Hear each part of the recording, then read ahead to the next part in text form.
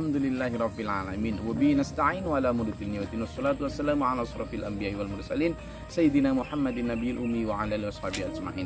Dulur, menjelang sahur atau sedang sedang menikmati makan sahur, perizinkan saya menemani sampean dimanapun sampean berada bersama SPMA TV.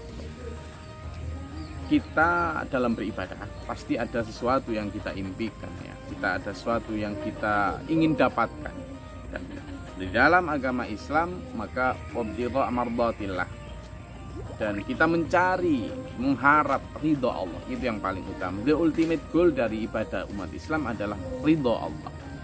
Ada satu bonus sebenarnya, surga adalah bonus dari ridho Allah itu. Karena kenikmatan tertinggi di dalam surga itu adalah ridho Allah. Nah maka toh demikian, bahkan surga sekalipun itu tidak semurah yang kita bayangkan. Kita jangan mau dinina-bobokkan oleh satu pemahaman seolah-olah surga itu sebegitu mudah dengan hanya misalnya senyum kepada suami. Ya memang ada hadis yang menyatakan bahwa seorang istri itu hanya dengan senyum kepada suami saja sudah surga tempatnya. Memang ada hadis itu. Hadis lain juga ada. Hanya dengan cara syahadat saja sudah pasti masuk surga. Kemudian ada hadis lain yang lain. Tetapi kalau hadis-hadis ini kita maknai secara parsial, maka seolah-olah hanya dengan senyum kita masuk surga, seolah-olah tidak perlu sholat, seolah-olah tidak perlu ini dan lain sebagainya. Bukan begitu cara memahaminya. Konsepnya adalah jika hadis A, hadis B, hadis C tentang syarat atau dengan melakukan itu kita masuk surga, maka hadis-hadis inilah gabungan dari itu kita baru bisa masuk surga. Jadi dengan bersyahadat tentu kita akan menjadi orang yang taat kepada Allah. Dengan taat kepada Allah tentu kita akan mematuhi perintahnya untuk misalnya seorang istri hormat kepada suami, taat kepada suami. Seorang suami mampu menjaga dan mendidik istrinya dan seterusnya.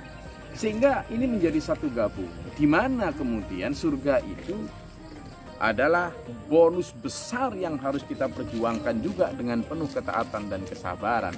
Maka tidak salah jika dalam salah satu ayat disebutkan a'udzubillahi minasyaitonirrajim, bismillahirrahmanirrahim, am hasibtum an tadkhulul jannah walamma ya'tikum mathalul ladzina khalau min qablikum massatuhum ba'sa'u wad-dharra'u wa zilzilu hatta yaqula ar-rasul wal ladzina amanu ma'ahu mata nasrullah ala inna nasrallahi qarib.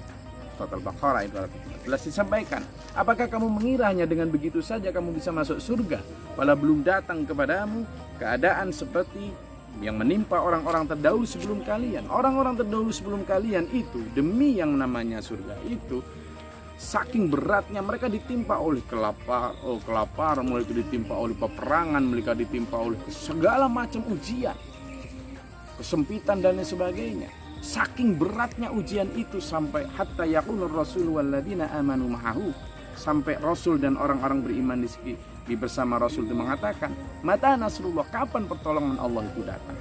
Sampai begitu saking beratnya. Lalu dihibur oleh Allah, ala inna nasrallahi qarib. Apa artinya? Secara nakli itu dalilnya, secara akli tentu kita mengikuti satu paham bahwa apapun yang sifatnya besar, capaian yang bersifat besar tentu harus kita perjuangkan juga dengan perjuangan yang tentu tidak kecil. Kalau sepak bola tarkam tentu lawannya ya begitu-begitu saja karena hadiahnya paling kambing. Kalau sepak bola sudah di level Liga Indonesia maka jadinya besar, maka perjuangannya juga makin keras, persaingannya juga makin ketat. Sudah begitu zona Asia, Champion Asia juga makin berat, apalagi Liga Eropa, apalagi Piala Dunia dan seterusnya, sehingga semakin besar semakin berat. Maka berakit-rakit ke hulu, berenang-renang ke tepian. Untuk itu saudaraku, dalam meraih surga, apapun yang diiming-imingkan seolah-olah itu mudah, tolong ditepis. Kita harus siap dengan sesuatu yang sifatnya berat, dan itu kita jangan menghindari yang berat, tapi minta kepada Allah diberi kuat.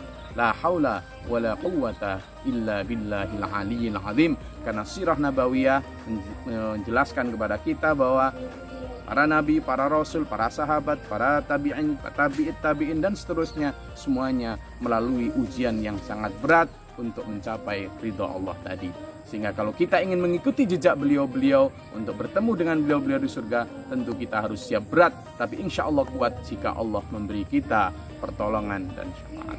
Terima kasih, semoga Allah meridai. Bila taufiq wal hidayah. Wassalamualaikum warahmatullahi wabarakatuh.